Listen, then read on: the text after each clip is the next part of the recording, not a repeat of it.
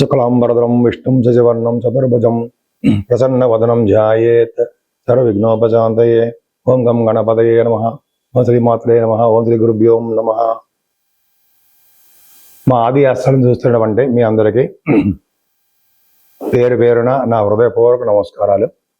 ఇప్పుడు మనం 1 జూలై 2026 నుండి 31 జూలై 2026 ఈ నెల్లాళ్ళు కూడా జ్యేష్ఠ మాసము మనకి 15 రోజులు ఉంటుంది, ఆషాఢం, ఈ రెండు కూడా మనకి జూలైలో వస్తున్నాయి.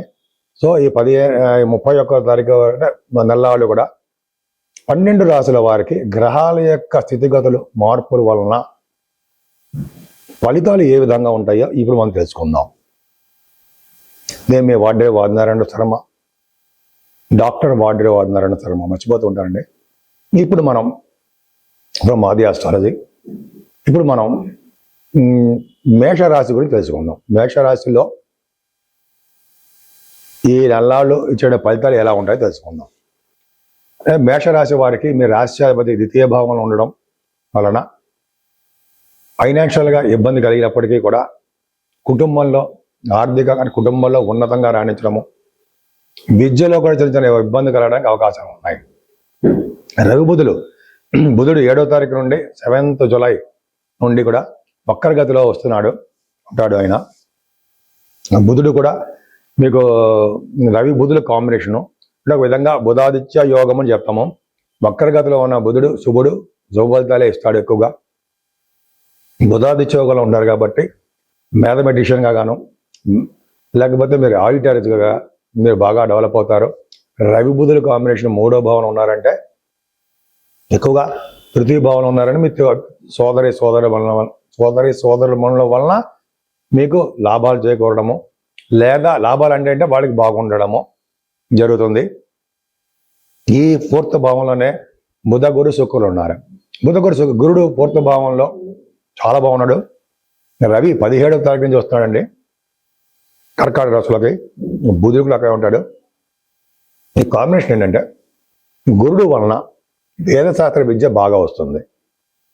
వేదం అంటే రవి బుద్ధుల కాంబినేషన్ వల్ల కూడా ఆడిటర్స్గా బాగా డెవలప్ అవుతారు. ఇంకా చెప్పిన మ్యాథమెటిషియన్గా బ్రహ్మాండంగా ఉంటారు. యాస్ట్రాలజర్స్గా పర్ఫెక్ట్గా ఉంటారు. అంతే ఇక్కడ ఏ విషయమైనా పూర్తిగా అధ్యయనం చేయందే మీరు వదలరు. ప్రజా కార్యక్రమాల్లో ప్రజాసేవలో మీరు పాల్గొనడానికి ఎక్కువ అవకాశాలు ఉన్నాయి. 2nd హౌస్ లార్డ్ 4th భావంలో ఉండడం వల్ల కూడా ధనప్రాప్తి కలుగుతుంది. మీరు పాటలు పాడడము, మీ ప్రోగ్రామ్స్ ఇవ్వడం వలన కూడా విదేశాలు వెళ్ళడానికి అవకాశాలు చాలా ఉన్నాయి. అంతేకాకుండా 5th హౌస్లో శుక్రకేతువులు అనేవాళ్ళు చాలా తప్పండి, కాంబినేషన్ ఉండకూడదు. సింహరాశిలో శుక్రకేతువుల వలన పుత్రికా సంతానం కలగడానికి అవకాశం ఎక్కువ ఉంటుంది. స్టాక్ మార్కెట్లో అంటే షేర్ మార్కెట్ అంటాం, వాటిలో సక్సెస్ఫుల్గానే ఉంటారు.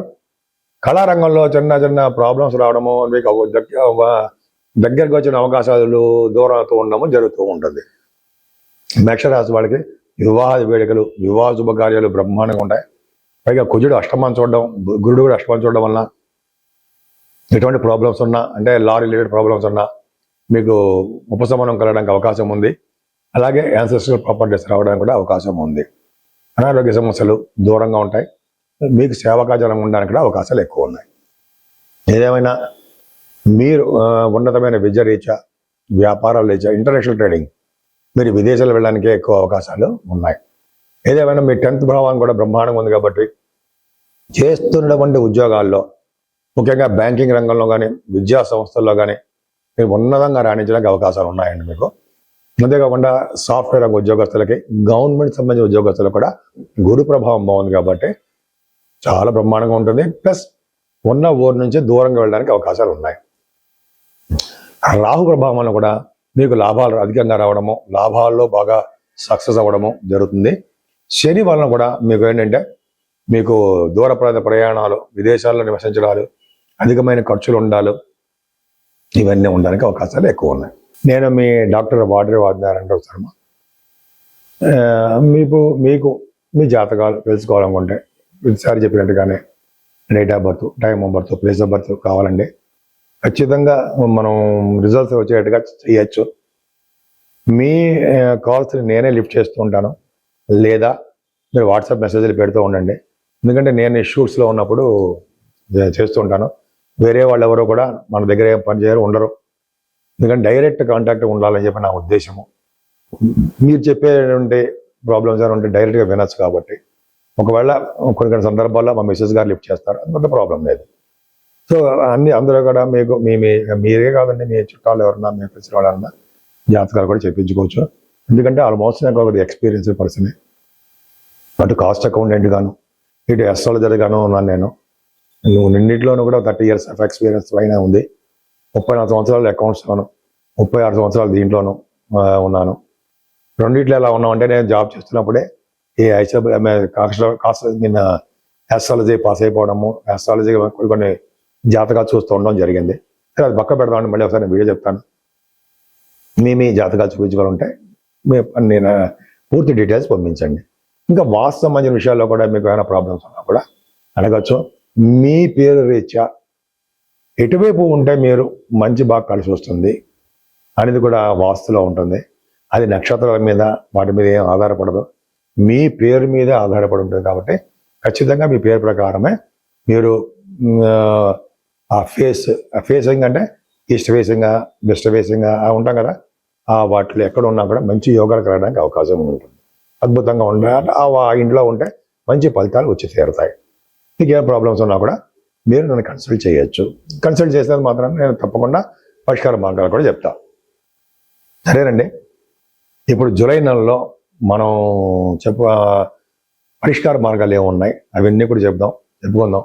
12 రాశుల వారికి ఏ పరిష్కార మార్గాలు చేసుకుంటే బాగుంటుంది, మనకున్నటువంటి బడ్జెట్లోనే, మనకున్నటువంటి దీంట్లోనే ఎలా చేస్తే బాగుంటుంది అని చెప్పుకుందాం. యాక్చువల్గా ఆల్మోస్ట్ 13, 14 తారీఖు వరకు కూడా జ్యేష్ఠ మాసం ఉంటుంది. తర్వాత ఆషాఢ మాసం వచ్చేస్తుందండి. సో ముఖ్యంగా 13వ తారీఖుని మాస శివరాత్రి, అది చాలా పవర్ఫుల్. శివుడిని ప్రదోషకాల వేళలో ఎవరైతే అభిషేకాలు చేయించుకుంటారో లేదా పూజిస్తారో వాళ్ళకి అంతులేని సంపదలు, అన్ని కోరికలు నెరవేరడాలు, ఎటువంటి ప్రాబ్లమ్స్ ఉన్నా, లా రిలేటెడ్ ప్రాబ్లమ్స్ కానీ, పెళ్లి సమస్యలు కానీ, ఉద్యోగ సమస్యలు కానీ ఖచ్చితంగా తీరిపోవడానికి అవకాశాలు చాలా ఉన్నాయి. ఇంకా 14వ తారీఖు మంగళవారం అమావాస్య. ఆ రోజు పితృదేవతలకు ఇష్టమైన రోజు అండి. సో తర్పణాలు అంటే పెద్దవాళ్ళు లేని వారందరూ కూడా తర్పణాలు చేస్తే పితృదేవతలు సంతోషించి మనకి సంతతిని కలిగేట్టుగాను, మనకి ధనప్రాప్తి కలిగేట్టుగాను, ఉన్నతంగా రాణించేట్టుగాను, ఎప్పుడు సుఖ సంతోషాలతో ఉండేట్టుగాను వాళ్ళు దీవిస్తారు. ప్రతి అమావాస్యకి కూడా గురువుగారు కూడా చెప్తుంటారు మనకి. అలాగే మనం కూడా ఏంటంటే కొంతమంది తల్లిదండ్రులు లేని వాళ్ళు ఇటువంటి కార్యక్రమాలు తర్పణాలు చేసుకుని ఉంటే చాలా మంచి భవిష్యత్తు ఉంటుంది. అంతేకాకుండా అమావాస్య పూట కూడా ఆంజనేయ స్వామి వారికి హోమాలు చేస్తూ ఉంటారు. అది హైదరాబాద్లో కూడా చేస్తుంటారండి. లేకపోతే అమ్మవారికి హోమాలు చేస్తుంటారు. ఎక్కడ హోమాలు చేసినా వదలద్దు మీరు. పైగా అమావాస్య పూట చేసే హోమాలు పరమ ఫలితాలు ఎక్కువ ఇస్తాయి, చాలా పవిత్రమైనవి. కాబట్టి మీరు ఎక్కడ హోమాలు చేసినా, అంటే హోమాలు అంటే చండీ హోమం చేస్తుంటాం కదా, అలా అటువంటివి చేసిన ఆంజనేయ స్వామి వారికి హోమాలు చేస్తారు. మనకి యూసఫ్గూడలో ఆంజనేయ స్వామి కూడా ఉంది, అక్కడ కూడా చేస్తూ ఉంటారు. కేకేట్ హౌస్ దగ్గర బ్రహ్మాండంగా ఉంటుంది. అదొకటండి. తర్వాత ఇంకోటి ఏంటంటే అసలు మెయిన్ ఇంపార్టెంట్ 17వ తారీఖు దక్షిణాయనం. దక్షిణాయన పుణ్యకాలం అంటే ఏంటి? సూర్య భగవానుడు తన దిశని మార్చుకుంటాడు. అంటే దిశను మార్చుకోవడం అంటే కర్కాటక రాశిలో రవి ప్రవేశిస్తే దక్షిణాయన పుణ్యకాలం అని, మకర రాశిలో ప్రవేశిస్తే ఉత్తరాయణ పుణ్యకాలం అని అంటాం. అంటే ఉత్తరాయణం అంతా మొత్తం కూడా తిరిగి ఆయన కర్కాటక రాశిలోకి వచ్చేసాడు. సూర్య భగవానుడు 17వ తారీఖున వచ్చేస్తున్నాడు. అంటే అక్కడి నుంచి మనకి దక్షిణాయనం పెరుగుతూ ఉంటుంది. ఆ రోజు కనుక చేసే పూజలు, దానాలు, స్నానాలు ఇవన్నీ విశేషమైన సుఫలితాలు కలుగుతాయి అనడంలో సందేహం లేదు. ఖచ్చితంగా మంచి ఫలితాలు కలుగుతాయి. పైగా ఆ రాత్రి ఎక్కువను పగలు తక్కువగా మనకు ఉండే సమయాలుగా ఉంటాయి. సో ఇది ఒక చాలా ఇంపార్టెంట్ అండి. మనకి సూర్యభగవానుడు యొక్క ప్రభావం చాలా బాగుంటుంది. కర్కాటక రాశిలో కనుక సూర్యభగవానుడు ఉన్నాడంటే చేసే దానాలు, హోమాలు చాలా మంచి ఫలితాలు ఇస్తాయి. ఆ తర్వాత పౌర్ణమి కూడా వస్తుంది. పౌర్ణమి పూట చేసే ఫలితాలు, అమావాస్య పౌనపూడ అమ్మవారు పూజించడాలు అద్భుతమైన ఫలితాలు ఉంటాయి. ఏదేమైనా మీకు ఇష్టమైన దేవుడిని, శివుడి అభిషేకాలు, విష్ణుమూర్తి పూజలు, అమ్మవారి యొక్క దర్శనాలు చేసుకోవడం వలన అన్ని శుభాలు కలగడానికి అవకాశాలు ఉన్నాయి. పైగా కాలసర్ప దోషం నుంచి తప్పించుకోవడానికి కూడా మనకి అవకాశాలు బాగుంటాయి. అందరికీ శుభాలు జరగడానికి అవకాశాలు ఉన్నాయి.